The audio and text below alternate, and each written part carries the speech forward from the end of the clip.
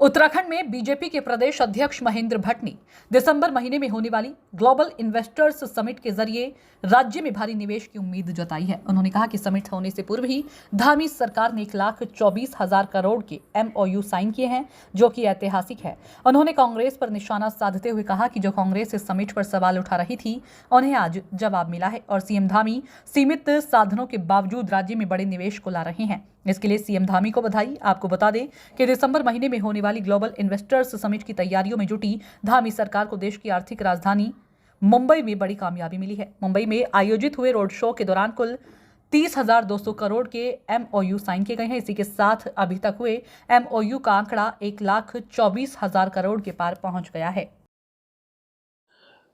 देखिए, बहुत बड़ी बात है कि उत्तराखंड राज्य की भौगोलिक जो परिस्थितियां, उनके आधार पर अगर प्रदेश के मुख्यमंत्री जी ने 2.5 लाख करोड़ का इन्वेस्ट की जो कल्पना की थी, और कल्पना ने उसको जमीनी धरातल उतारने के लिए हर प्रकार का जो पहले से जो उसके लिए नियोजन की चीज़ें रहती हैं, उसको धरातल उतारने का काम किया।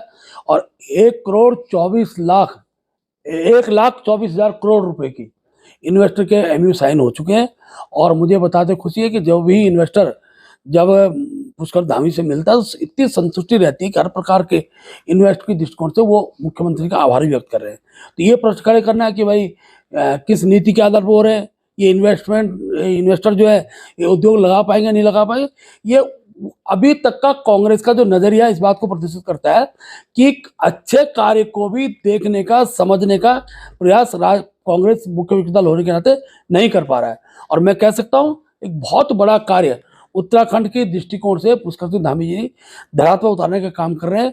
उत्तराखंड बहुत सीमित सरकारी नौकरियों वाला राज्य है, इसलिए बड़ी संख्या इन्वेस्टर जब आएंगे तो वो इस राज्य के अंदर जो आज उत्तराखंड का बेरोजगार दर दर भटक रहा, दूर राज्यों में जाके अपनी नौकरियां ढूंढता है, प्राइवेट सेक्टर की नौकरियां ढूंढता है, उन सबको इस राज्य के अंदर ये जो प्राइवेट सेक्टर की जॉब है वो प्राप्त होंगे।